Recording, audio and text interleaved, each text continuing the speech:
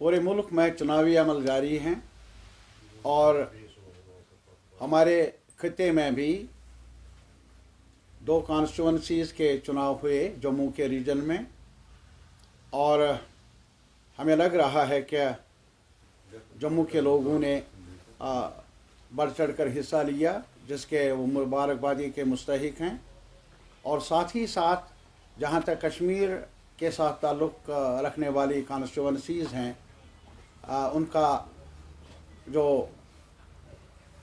Process है वो शुरू होने वाला है।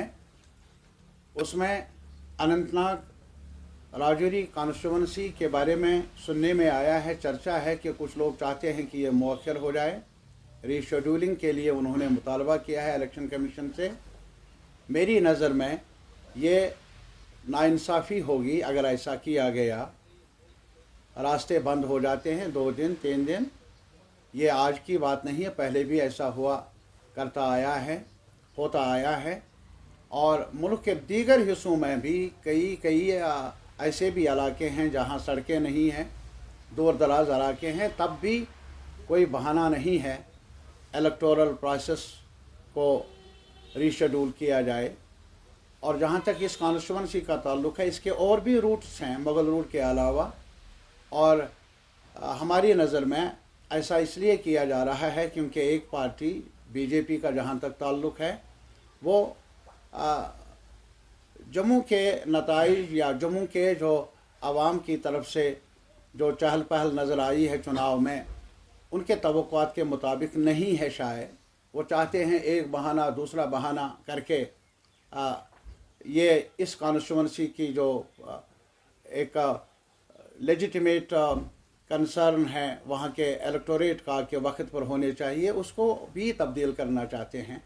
ऐसा ना हो, हमारा मुतालबा है इलेक्शन कमीशन ऑफ इंडिया से, और हमें डर है कि अगर ऐसा किया गया तो क्रेडिबिलिटी जो है, एतबारियत जो है कमीशन की, वो मुतासर होगी। इस वजह से CPM मुतालबा करेगी। CPM और भी जो भी लोग हैं उनसे भी पॉलिटिकल पार्टीज़ उनसे मुतालबा, उनसे गुजारिश कर लेगी कि हमें एक साथ मिलकर इलेक्शन कमीशन से रुजू भी करना चाहिए। कुछ पार्टियों ने रुजू किया, और अगर ज़रूरत पड़े, अगर ऐसा हुआ तो अदालत आलिया का भी रुजू करने में हम झिझक महसूस नहीं कर लेंगे अगर ऐसा हुआ। दूसरा, जहाँ तक ताल्लुक़ है हमारे मामलात का, अभी आप देख लीजिए कि ये पीक सीज़न है, जनवरी फरवरी मार्च अप्रैल, और अमूमन जो पानी की दस्तयाबी होती है, आबी वसाइल जो हैं, और बिजली जनरेट करने में ये मौसम काफ़ी मददगार साबित होता है। और इन्हीं महीनों में आज ये कहा जाता है कटौती करने के बारे में, और इन्हीं महीनों में आज 10-10 घंटे बिजली देने का जो वादा है वो पूरा होता नहीं है, और दूसरी तरफ फीस में बेतहाशा इजाफ़ा किया गया है। मैं होम मिनिस्टर से भी ये कहूँगा, क्योंकि वहाँ से हुक्मनामा जारी होता है बिजली के बारे में भी, कि उन्हें सोचना चाहिए क्या हमारे 3 दरिया इंडस वाटर ट्रीटी के तहत पाकिस्तान के हवाले किए गए, और रंगाराजन कमीशन ने सिफारिश की थी कि उसका मुआवजा मिलना चाहिए जम्मू कश्मीर को, जो सेंट्रल ग्रिड से और ज़्यादा पावर मिलना चाहिए। लेकिन इसके बरक्स आज कटौती की जा रही है। क्या ये अच्छे दिन की अलामत है? यह हमारा सवाल है इस सरकार से। और दूसरा, इसी के अलावा अभी फर्स्ट फेज़ सेकंड फेज़ हुआ पूरे देश के अंदर, लग रहा है कोई वेव नहीं है, जैसा कि चर्चा था 400 पार 370 पार, ये सारा नैरेटिव लग रहा है पंक्चर हो रहा है। और इसी वजह से एक परेशानी की सूरत हाल पैदा हुई है। जो रहनुमा है, जिनके हाथ में कमान है मुल्क की, वो अब गुस्से में आकर ऐसी बातें कर रहे हैं, ऐसा नैरेटिव बिल्ड करने की कोशिश कर रहे हैं जो आइन के ज़ाबितों से बाहर हैं, और जो मुल्क की जो सालिमियत है उस पर आँच आने का अंदेशा है अगर ऐसा नैरेटिव जारी रहा।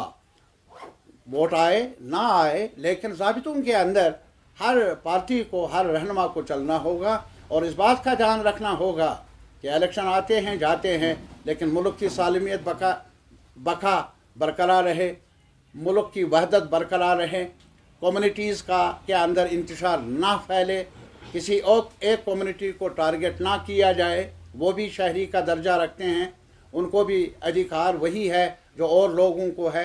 तो इस वजह से नफ़रत की दीवारें कम करने का सवाल है, आज का एजेंडा है, जिसका इजहार किया है इंडिया ब्लॉक ने अपने मैनिफेस्टोज़ में, अलग अलग पार्टियों ने, और ये अहद किया है कि हमारा मिशन रहेगा कॉन्स्टिट्यूशन को बचाना, जिसकी बुनियाद सेकुलरिज्म है, भाईचारा है, जिसमें कम्युनिटी के बुनियाद पर इम्तियाज़ का सवाल नहीं है, जिसके बुनियाद है आपसी भाईचारे को, रवायात को कायम रखना। और इसके अलावा जो हमारी शनाख्त है हमारे मुल्क की, वो मुल्क है कि एक फेडरल ढांचा है।